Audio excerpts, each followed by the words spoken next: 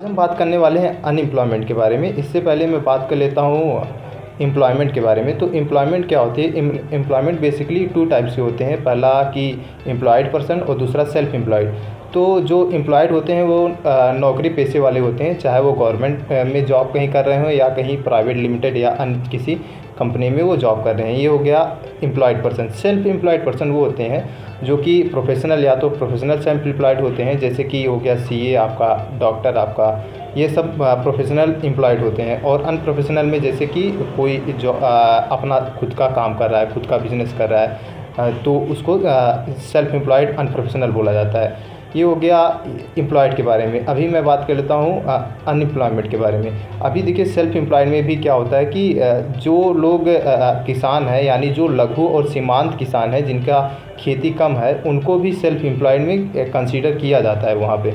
और अब बात करते हैं अनएम्प्लॉयमेंट के बारे में। तो अनएम्प्लॉयमेंट की बहुत सारी कैटेगरी होती है, लेकिन मैंने बेसिकली 4 कैटेगरी चूज़ की है, मैं उसके बारे में बताना चाहूँगा। पहला है डिसगाइज्ड अनएम्प्लॉयमेंट, दूसरा सीजनल अनएम्प्लॉयमेंट, तीसरा एजुकेटेड अनएम्प्लॉयमेंट और चौथा अंडर एम्प्लॉयमेंट अनएम्प्लॉयमेंट। अब देखिए डिस्गाइज अनएम्प्लॉयमेंट क्या होता है कि जब किसी काम को करने के लिए, जैसे कि किसी काम को करने के लिए 4 आदमी पर्याप्त हैं, यानी उसका उत्पाद 4 आदमी में पर्याप्त हो जाता है, लेकिन उसी काम को करने के लिए आप 8 आदमी या 10 आदमी रखे हो, तो जो 8 आदमी या 10 आदमी यानी जो 4 को छोड़ के यानी 4 या 6 आदमी हो रहे हैं, तो उसको डिसगाइज्ड अनएम्प्लॉयमेंट बोलते हैं। यानी कि जो काम 4 आदमी से हो जा रहा है, उसी काम को लेकर आप 6 या 10 आदमी को रखोगे, तो बाकी जो बचेंगे उसको डिसगाइज्ड अनएम्प्लॉयमेंट बोलते हैं। इसका इतिहास भी है। इसका इतिहास ये है कि जो फ्रेंच रिवॉल्यूशन हुई थी, यानी फ्रांस की क्रांति हुई थी, वहाँ पे इसको देखने को मिला, क्योंकि वहाँ पे एम्प्लॉयमेंट जो अनएम्प्लॉयमेंट रेट है वो बहुत बढ़ गया था। तो लोग काम के चक्कर में, डिसगाइज्ड अनएम्प्लॉयमेंट के चक्कर में बहुत सारे लोगों का मतलब कि अंडर पेड उनको किया गया, मतलब कि कम पैसे दिए गए, कम घंटे काम करने के लिए मिला, जबकि उनको ज़्यादा चाहिए था। लेकिन जो कॉस्ट ऑफ लिविंग है वो हाई थी, लेकिन जो उनकी सैलरी थी वो कम उनको दी जाती थी, जिससे फ्रांस रिवॉल्यूशन हुआ, यानी रिवॉल्यूशन क्रांति हुआ। अब बात करते हैं सीजनल अनएम्प्लॉयमेंट के बारे में। सीजनल अनएम्प्लॉयमेंट क्या होता है? सीजनल मतलब कि जो मौसमी बेरोज़गारी होती है।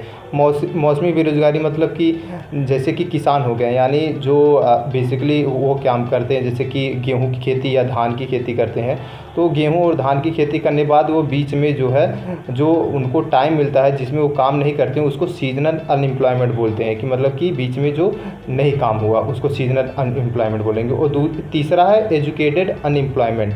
एजुकेटेड अनएम्प्लॉयमेंट मतलब कि वो लोग जो कि एजुकेटेड हो गए हैं, यानी कि आप बोल सकते हो ग्रेजुएट या पोस्ट ग्रेजुएट हो चुके हैं, लेकिन उनके हिसाब से उनका जॉब नहीं मिलता, उनको एजुकेटेड अनएम्प्लॉयमेंट बोलते हैं। अब इसके बारे में डिस्कस करता हूँ कि जो एजुकेटेड अनएम्प्लॉयमेंट है उसमें भी कई सारी है कि बहुत लोगों के पास स्किल्स नहीं होते हैं। अभी आप उनसे बोलोगे, उनको बेसिक एक्सेल नहीं आते, बेसिक एक्सेल, या उनको अभी आप बोल दो कि एक प्रोफेशनल या ऑफिशियली ईमेल करने के लिए वो नहीं कर पाएंगे, सीसी में कैसे रखा जाता है उनको नहीं कर पाएंगे, या आप कहीं और कुछ भी बोल देगा जाए तो वो उसको नहीं कर पाते हैं। ये हो गया मतलब कि एजुकेटेड अनएम्प्लॉयमेंट, यानी कि आप एजुकेटेड हो लेकिन उस लायक नहीं हो जिस लायक की वो जॉब है। और चौथा है अंडर एम्प्लॉयमेंट। अंडर अनएम्प्लॉयमेंट मतलब कि आपको जितना घंटा काम करने के लिए आपको ज़रूरत है, लेकिन आप उससे कम कर रहे हो, तो उसको अंडर एम्प्लॉयमेंट बोलते हैं। जैसे कि आप 8 घंटे की जॉब ढूंढ रहे हो, लेकिन आपको 4 ही घंटे की मिली, और जो 4 घंटा बाकी टाइम बचा उसमें आप बेरोज़गार रहोगे, तो इसको अंडर एम्प्लॉयमेंट बोलते हैं। बेसिकली समझ में आ रहा होगा। अभी देखिए कि जो एजुकेटेड अनएम्प्लॉयमेंट है वो भी बहुत हाई रेट में बढ़ रहा है। जैसे कि अभी देखिए मैं बहुत लोगों को जानता हूँ जो एमबीए किए हुए हैं, बीटेक किए हुए हैं, लेकिन उनको जॉब नहीं मिल रही है। जॉब नहीं मिलने का मतलब ये कारण होता है कि उनके में कहीं न कहीं स्किल की कमी होती है, जो कि अदर लोगों में पाई जाती है। अभी मैं और बताना चाहूँगा, जैसे कि बहुत सारे लोग हैं जो कि अभी आप देखेंगे ट्रेडिंग या शेयर मार्केट के बारे में जानना चाहेंगे, लेकिन वो ये नहीं चाहेंगे कि जो कि फ्रीलांसर है, फ्रीलांसिंग यानी जो फ्रीलांसिंग है उसके ज़रिए भी पैसे लोग कमाते हैं, बहुत सारे पैसे लोग कमाते हैं, मैं खुद जानता हूँ बहुत लोगों को।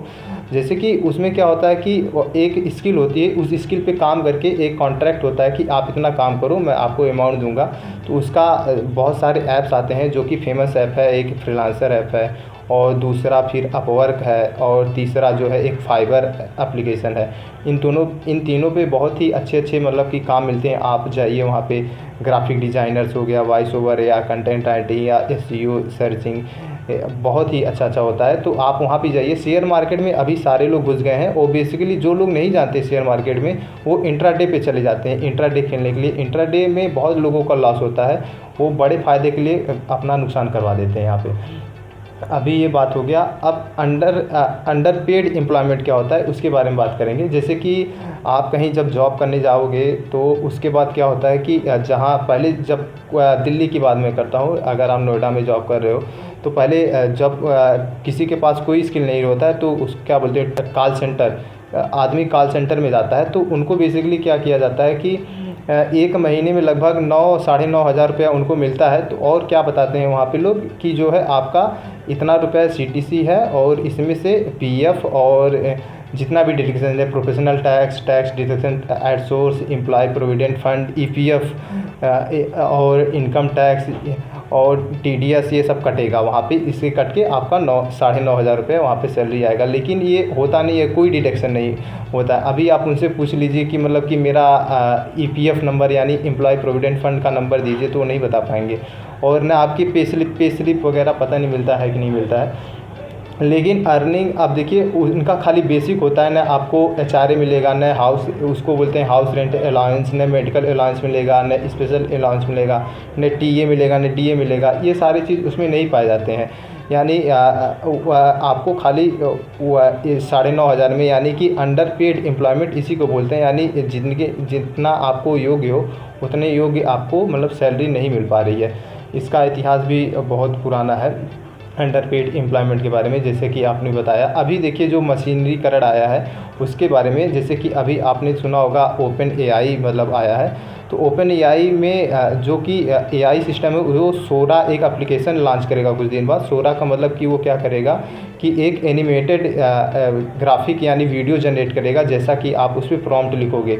लेकिन ये बात होती है कि सब लोग बोलते हैं एआई आने से जॉब बढ़ेगी, घटेगी नहीं बढ़ेगी। उसका रीज़न मैं बताता हूँ कि जैसे कि जब भारत आज़ाद हुआ था उसमें क्या हुआ था कि जब भारत के समय जब ब्रिटिश रूल था उसमें ये हुआ था कि जब ब्रिटिश आए तो हथकरघा जो सिस्टम था वो पूरा ख़त्म हो गया, जिससे हथकरघा वाले लोग वो बेरोज़गार हो गए थे, क्योंकि जो भी कारखाना था वहाँ पे अच्छे अच्छे कपड़े बन रहे थे और सस्ते मिल जा रहे थे। अब बात कर लेते हैं पॉवर्टी के बारे में, यानी गरीबी के बारे में। देखिए जो सबसे पहले गरीबी के बारे में बताया था वो दादा भाई नौरोजी थे, आप लोगों ने जानते होंगे उन्हें। उन्होंने सबसे सर्वप्रथम धन निष्कासन का सिद्धांत दिया था। दादा भाई नौरोजी ने ईयर 1863 यानी 1863 ईस्वी में बताया था। उन्होंने एक बुक लिखी थी, उस बुक का नाम था poverty and un British rule in India. उन्होंने उसमें बताया था कि जो पर कैपिटा इनकम है हर इंसान का, इंडियन का, वो 20 रुपये बताए थे। अभी जो आज का डेटा है यानी 2022 का डेटा मैं बता रहा हूँ, तो इसमें per capita income 2410 US dollar है आज की डेट में, यानी 2022 की डेट में। अभी मैं इसके बारे में बता रहा हूँ। निर्धनता का अनुमान जो है वो 1950 में गठन किया गया कि निर्धनता का अनुमान लगाना चाहिए। इसके लिए एक गठन हुआ NSSO का, तो जिसका फुल फॉर्म है नेशनल सैंपल सर्वे ऑर्गेनाइजेशन। इसमें बताया गया, इसमें एक बताने के लिए तेंदुलकर विधि अपनाई गई। तेंदुलकर विधि में क्या हुआ कि इसमें अर्बन एरिया में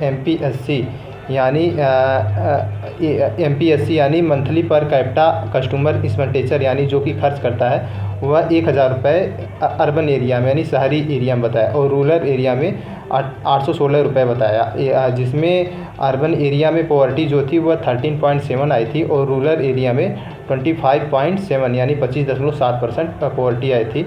और फिर इसके बाद इस रिपोर्ट में बहुत सारी कंट्रोवर्सी हुई। फिर इसके संबंध में एक और रिपोर्ट जारी हुआ, वो भी 2011 बारे में ही जारी हुआ, जिसे Rangarajan committee report on poverty बताया गया। इस रिपोर्ट के अकॉर्डिंग जो अर्बन एरिया में 1407 रुपये मतलब कि रखा गया था और रूरल एरिया में 972 रुपये रखा गया था। MPCE का फुल फॉर्म मैंने पहले बता दिया था, monthly per capita customer expenditure. अब इसमें पता चला कि अर्बन एरिया में 26.4% पॉवर्टी है और जो रूरल एरिया है उसमें 30.9% जो है पॉवर्टी है। और पूरे इंडिया में जो मतलब कि उनका एवरेज निकाला गया तो 29.9 पॉवर्टी बताया गया। तो बाद में इसमें वर्ल्ड बैंक ने भी बताया, एक रिपोर्ट जारी किया और बताया कि इंडिया में पॉवर्टी लगभग जो है 23.6% है। इसे मापने के लिए उन्होंने क्या किया कि $1.25 पर व्यक्ति आय रखा, यानी प्रति व्यक्ति पर डे का, यानी इतना अगर वो आदमी कमाता है तो वो इससे बिलो कमाता है, नीचे कमाता है तो वो गरीबी रेखा में आ जाएगा। अभी अनएम्प्लॉयमेंट के बारे में बात करते हैं कि अभी जो अनएम्प्लॉयमेंट रेट है वो लगभग 7% है, यानी 7 से 8%। अभी करंटली 8% चल रहा है। तो अभी मैं करंटली जो अपना पॉपुलेशन है इंडिया का, उससे अगर मैं मैथ्स बूढ़ा गणित करूँगा तो हमको निकल के आता है कि 115 मिलियन लोग हैं जो कि अभी बेरोज़गार हैं यहाँ पे।